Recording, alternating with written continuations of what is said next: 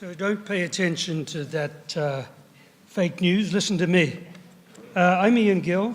I join you from an industry that has undergone some of the most radical peaceful disruptions in the 21st century so far.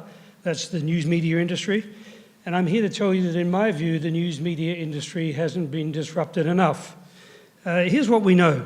In the past decade alone in the United States, annual advertising revenues have shrunk by 63%, or $30 billion a year of advertising has gone from the news industry. Newsrooms have shed 40% of their reporters and editors. A lot of news outlets have closed outright. Here in Canada, more than 10,000 journalists have lost their jobs in that same period of time. Our broadcast newsrooms, the more they shrivel, the more shrill they become. Our newspapers folding like cheap tents in a summer tornado, or as witnessed right here in Calgary, your very own Herald, I say a sorry shadow of its former self. But we won't have that problem to worry about for much longer, because newspapers are about to pretty much disappear altogether. This is a graph of newspaper sales per 100 households in Canada over 3/4 of a century, dating back to 1950, when 102 papers per 100 households were bought, to 8 years from now, 2025, it will be 2 newspapers per 100 households. That's what the estimate is. This is a slightly unconventional data visualization of the same statistics. At the tail end, a mere 8 years from now, you'll be hard-pressed to find a newspaper in this country. So cue a lot of hand-wringing and gnashing of teeth about the dire consequences for democracy. The idea, represented here, the idea that without newspapers in particular, an essential pillar of our public infrastructure will crumble to the point that democracy itself is imperiled.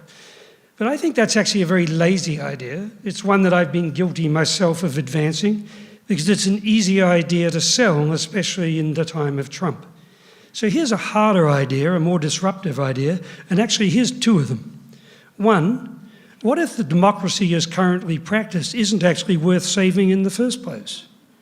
2, what if most of our media aren't worth saving either, because they are mere handmaidens to a political system that basically doesn't work? Ask yourself, who among us actually thinks that we are well governed? Anybody? He's a plant. Never trust a guy with purple shoes. Never trust a guy with red pants. Who with a straight face can claim there exists in this country, or any other country for that matter, a governing system that comes close to Lincoln's grand notion of a government of the people, by the people and for the people?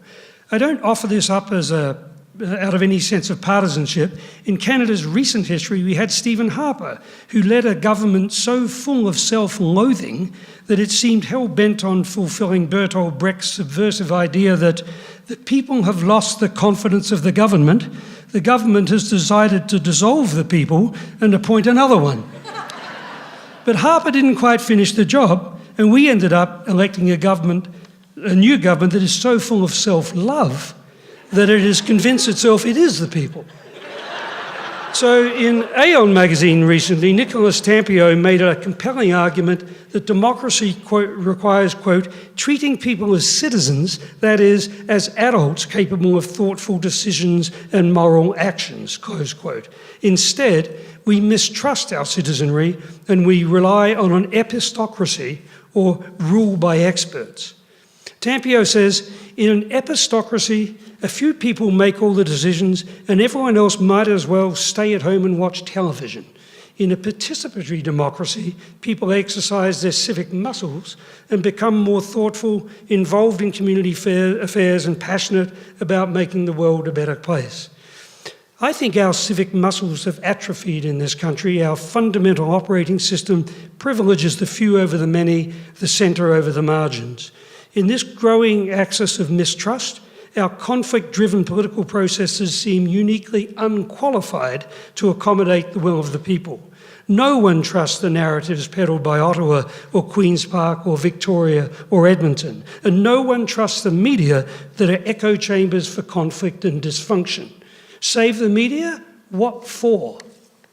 Instead, how about turning journalism on its head, which is what we're trying to do at Discourse Media by taking our model national?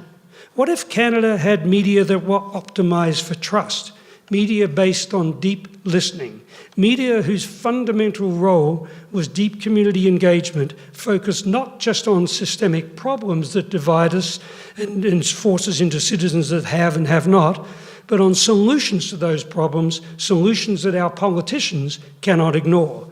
What if we had media that valued collaboration over competition, cooperation over conflict? Media that uncovered truths, inspired action on the part of our citizens where they live, and that demonstrated by example that we really are a piece of civic infrastructure that serves the public, that the public trusts, and that the public is willing to pay for. That's the company Discourse is building, and that's what we're asking of the public, to pony up money directly for good journalism. No ads, just reporters who work for you. Our audience research shows that globally that's exactly what's happening. Everyone from big brands like the New York Times to media startups in Europe and Asia, audiences are paying for stories that matter. In journalism's brave new world with no advertisers or hedge funds owners to please, we can privilege people whose stories and struggles we don't usually hear. We can champion the needs of communities that are left out, and we can find solutions based on the ingenuity of an engaged citizenry rather than leave it to the experts to fail them as often as not. My bet is that our national narrative is ripe for disruption, that if we listen to and report on what Canadians actually want from this confounding confederation, the picture of what it means to be Canadian will change beyond recognition. It might take another 75 years, but imagine a country of engaged citizens for whom not just storytelling, but truth-telling is the essential qualification for public life that they demand of their so-called leaders.